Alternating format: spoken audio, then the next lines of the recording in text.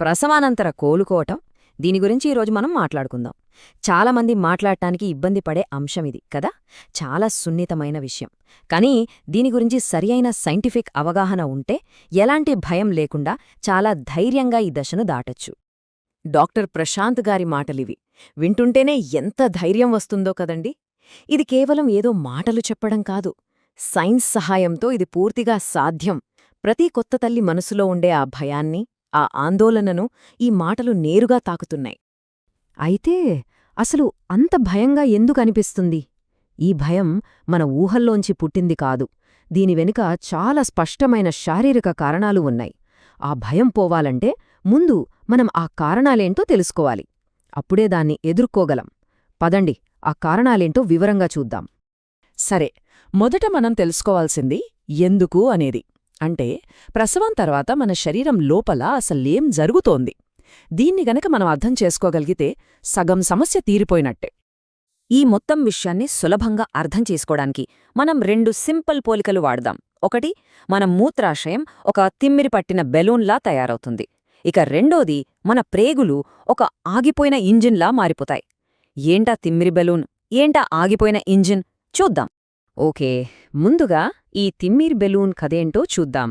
డాక్టర్లు దీన్ని న్యూరోప్రాక్సియా అంటారు.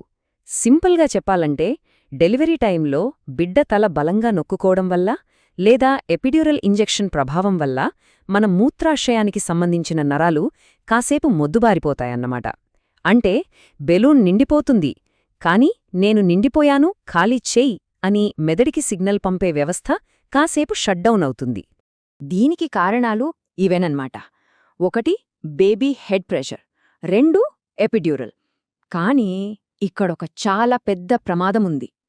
మూత్రాశయం నిండిపోవడం వల్ల కలిగే అసౌకర్యం ఒకెత్తైతే, ఆ నిండిన బ్లాడర్ గర్భాశయం మళ్లీ దగ్గరికి ముడుచుకోకుండా అడ్డుకుంటుంది. దీనివల్ల పోస్ట్ పార్టం హెమరేజ్ అంటే ప్రసవం తర్వాత అధిక రక్తస్రావం అయ్యే ప్రమాదముంది. ఇది చాలా చాలా సీరియస్ విషయం, అస్సలు లైట్ తీసుకోకూడదు. ఇక రెండో సమస్య ఆగిపోయిన ఇంజిన్. అంటే సింపుల్గా చెప్పాలంటే తీవ్రమైన మలబద్ధకం. ఒక్క విషయం మనం బలంగా గుర్తుపెట్టుకోవాలి, ఇది ఎవరి తప్పు కాదు. ప్రసవం తర్వాత శరీరంలో జరిగే రకరకాల మార్పులన్నీ కలిసి సృష్టించే ఒక పర్ఫెక్ట్ స్టార్మ్ లాంటిది ఈ పరిస్థితి. అసలు ఈ ఇంజిన్ ఎందుకు ఆగిపోతుంది? దానికి కొన్ని కారణాలున్నాయి. ఒకటి, ప్రొజెస్టెరాన్ అనే హార్మోన్ ప్రేగుల కదలికను బాగా తగ్గిచ్చేస్తుంది. 2, డెలివరీ టైంలో ఒంట్లో నీరంతా పోయి డీహైడ్రేషన్ వస్తుంది.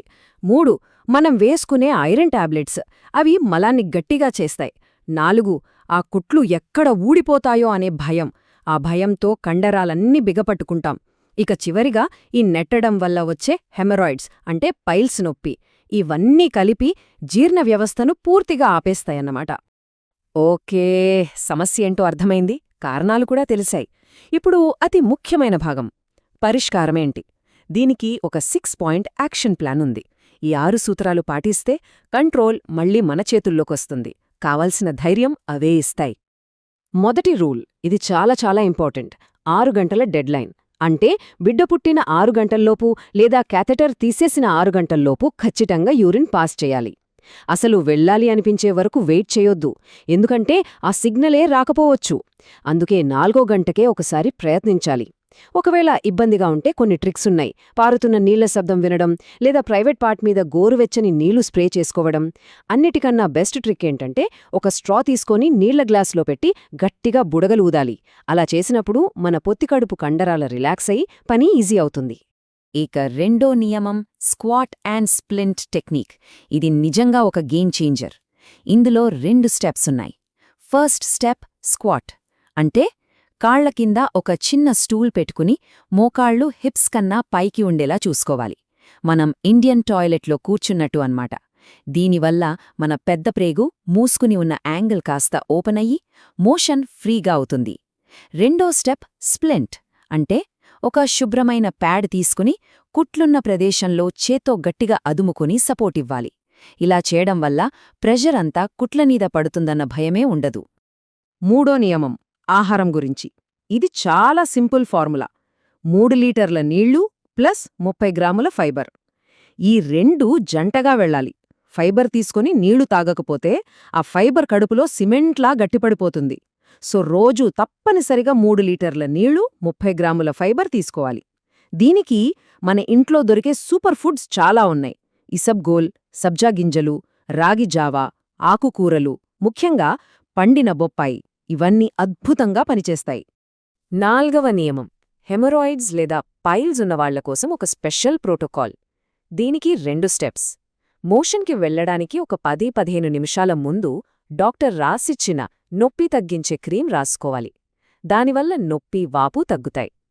ఇక 2వ స్టెప్, పని అయిపోయాక ఎట్టి పరిస్థితుల్లోనూ పొడిగా ఉండే టాయిలెట్ పేపర్ వాడొద్దు. దాని బదులు వాటర్ జెట్ స్ప్రే కానీ వెట్ వైప్స్ కానీ వాడాలి.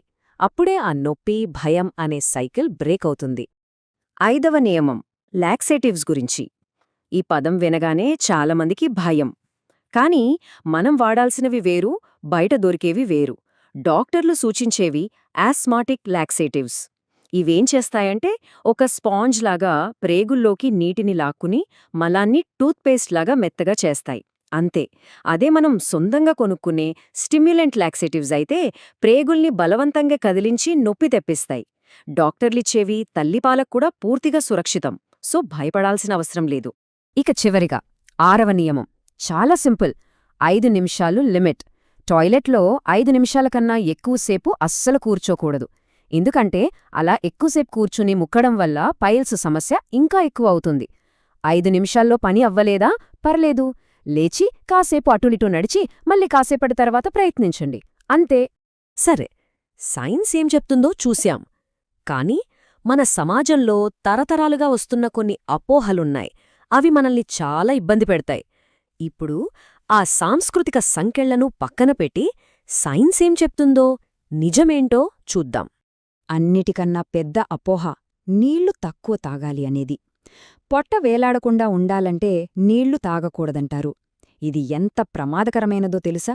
నిజానికి నీళ్లు తాగకపోతే పొట్ట తగ్గదు సరికాదా, ఒంట్లో నీరు లేక యూరిన్ చాలా ఆమ్లంగా తయారవుతుంది.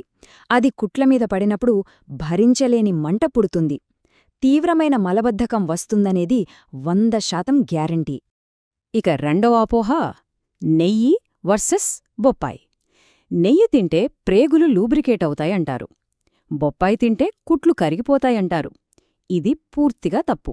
సైన్స్ ప్రకారం నెయ్యి అనేది కేవలం కొవ్వు, అందులో ఫైబర్ ఉండదు. దానివల్ల మోషన్ ఫ్రీ అవ్వదు. కాని పండిన బొప్పాయిలో ఫైబర్, నీరు, జీర్ణక్రియకు హెల్ప్ చేసే ఎంజైమ్స్ ఉంటాయి. అది కుట్లను ఏమీ చేయదు, పైగా జీర్ణ వ్యవస్థకు మేలు చేస్తుంది.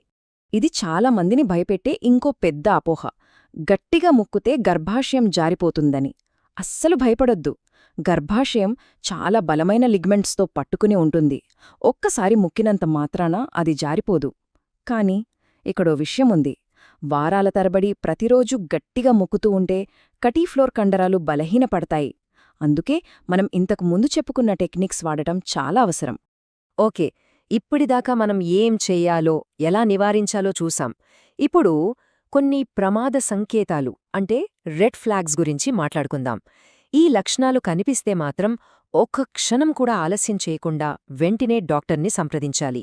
ఈ లక్షణాల్ని చాలా జాగ్రత్తగా గమనించాలి. 1.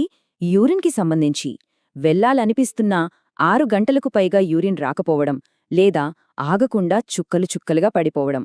2. మోషన్కి సంబంధించి డెలివరీ అయినా 4-5 రోజులైనా మోషన్ అవ్వకపోవడం లేదా రక్తం ఎక్కువగా పడటం. 3. ఇన్ఫెక్షన్ లక్షణాలు. మూత్రనాళం లోపల మంటగా అనిపించడం, దుర్వాసనతో కూడిన యూరిన్, 100.4 డిగ్రీల ఫారెన్హీట్ కన్నా ఎక్కువ జ్వరం. వీటిలో ఏది ఉన్నా వెంటనే డాక్టర్తో మాట్లాడాలి. మళ్ళీ డాక్టర్ ప్రశాంత్ గారి మాటలతోనే ముగిద్దాం. మన శరీరం చాలా శక్తివంతమైన, అద్భుతమైన యంత్రం. దాన్ని కాపాడుకోవడానికి అవసరమైన సైన్స్, టూల్స్, ఆహార పరిజ్ఞానం ఇప్పుడు మన దగ్గర ఉన్నాయి. సిగ్గుతోనో, ఇబ్బందితోనో మౌనంగా బాధపడకండి. ఈ మాటలు గుర్తుంచుకోండి. మరి మొత్తం విశ్లేషణ నుండి మనం తీసుకోవలసిన కీలకమైన విషయమేంటి? మన శరీరానికి కావాల్సింది అపోహలతో కూడిన నిశ్శబ్దం కాదు, సైన్స్ ఆధారిత ధైర్యం. ఆరోగ్యం మన చేతుల్లోనే ఉంది. దాన్ని కాపాడుకునే బాధ్యత కూడా మనదే.